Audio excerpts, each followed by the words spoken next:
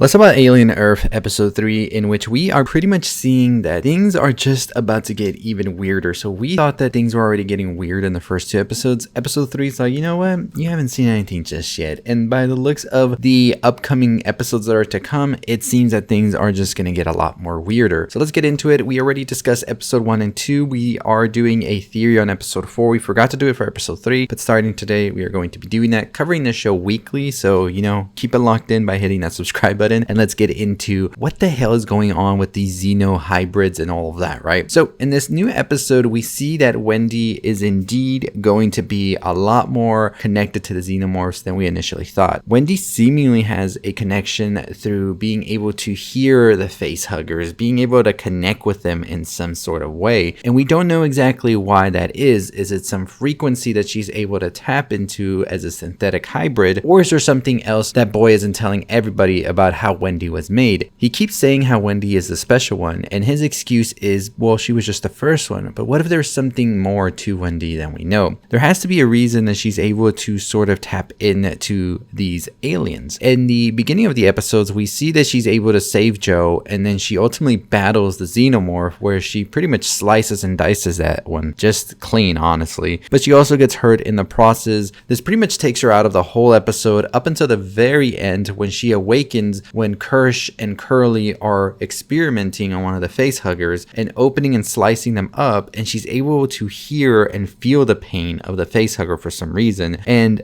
then ultimately collapses on the floor because of that sort of pain. So this has me wondering, what exactly is this connection that Wendy has? Because it was even before she got into the fight with the xenomorph. And I wonder if during that fight, because remember, Joe locked the door so we weren't able to see what happened, did the xenomorph sort of attach something to Wendy that would enable her to be able to feel and sort of be able to communicate with these beings now?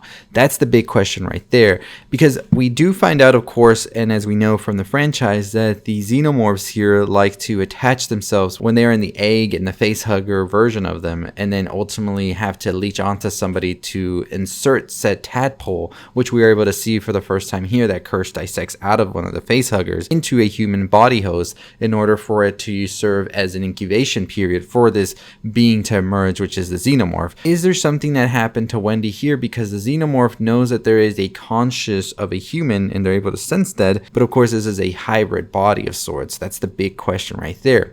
Now let's talk about Kirsch here, who seems to go like how every synthetic we know goes in Alien, into wanting to really find the limits and push it as far as they can with these new life forms, because we see that Kirsch is a little bit reluctant to let Boy learn a lot more about these beings and be in the lab and all of that. And that is because he says he's trying to protect Boy, since the things like to attach to human vessels. But it seems it's a lot deeper than that. I think that Kirsch really took to heart what Boy said about him being more than just a man and not presenting solutions. And I think Kirsch is trying to usurp Boy at some capacity here.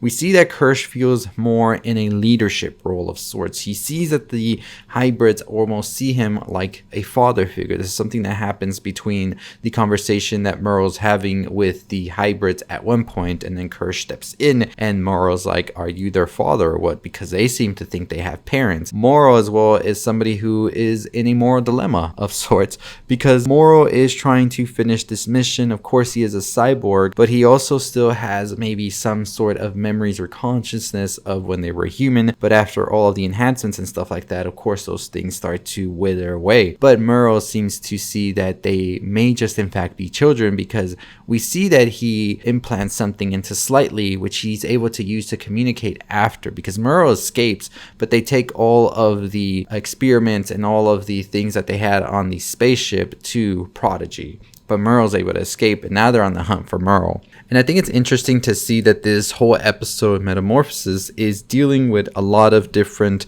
beings here, trying to figure out what it means to actually be human, which of course Metamorphosis is a book that kind of takes in the similar route of trying to talk about morality and what does it mean to be a human of sorts. We see it also with the character of Nib, who is trying to figure themselves out after the whole encounter with the alien. Seems that kind of shattered everything in their mind, right? Like they're not entirely sure sure who they are or what they should be, and if they even want to have this life here. On the other hand, you have a character like Curly who seemingly seems to accept that they will be in this artificial body for eternity and are glad with that. They don't care about not having a quote-unquote heart or real blood and things like that. They just want eternity.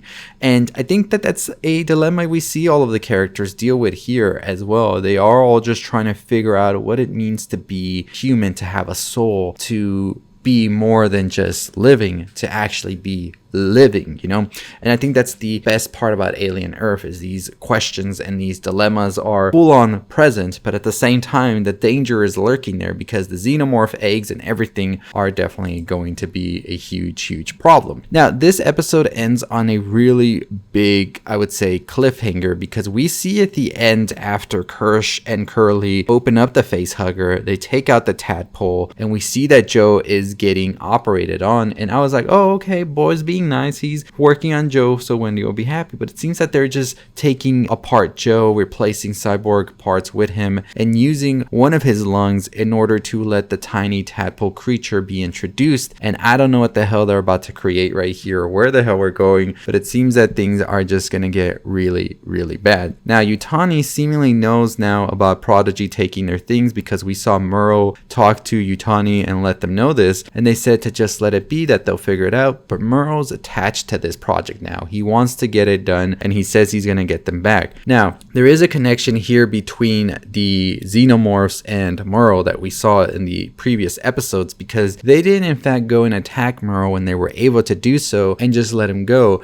And I think that's something that we have seen before. Maybe they sort of see Murrow as a leader of sorts. Maybe there's something in Murrow that keeps them from destroying Murrow. We're not entirely sure what's going on here, but I'm curious to see what Boy's end goal is here, because as he says, this is untapped potential. This is like discovering something incredibly new, and I want to make sure that we get it right. So I think the experimenting is going to get out of control. Boy is over his head, and I think that things are not going to look good for Boy. So I think that in the next episodes, of course, we've already gotten a teaser for it. It looks like Nibs is really going to jump the gun and full on go against Prodigy, and I don't think it's going to end good for Nibs. I think Curly herself might not be someone to trust, especially by Wendy, because she seemingly has this jealousy towards Wendy. We see it throughout the conversation she has with Boy, that she would like to be the one that sort of takes Wendy's place. I think there's more to Wendy than we know, of course, as well, and I think Boy is hiding this from everybody. And what exactly did they implant in Wendy? For her to be able to communicate with the xenomorphs and the life forms, there has to be more to her than what I think we're going to find those answers really quick to all of these questions. Also at Kirsch, I don't think Kirsch is going to stay loyal to Boy. I think Kirsch feels he is superior to Boy and is realizing that more and more, especially now with experimenting on these life forms. I could definitely see a possibility Kirsch tries to implant one of the tadpoles into Boy to just see what happens, right? Just for funsies, right?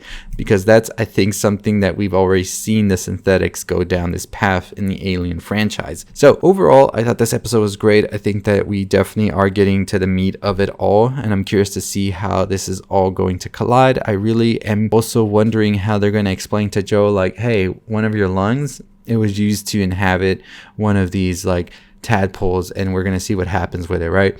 Also, the whole thing with Morrow and Slightly, now that they're able to communicate in the next episode, we see that Morrow tells Slightly to bring him an egg, and I'm just like, how the hell is Slightly going to do that? But we'll talk more theories and things like that of what we could possibly see in the next coming episodes. Stay tuned for that theory video. Make sure to hit that subscribe button, notification bell. We are on the road to 50,000 subscribers. Let me know what you thought about this episode. I thought it was so interesting with the whole questions of, am I human, am I not? Especially we saw Morrow have memories of when they were human, had a daughter and all of that. And of course, Morrow has been gone for over 65 years due to the expedition.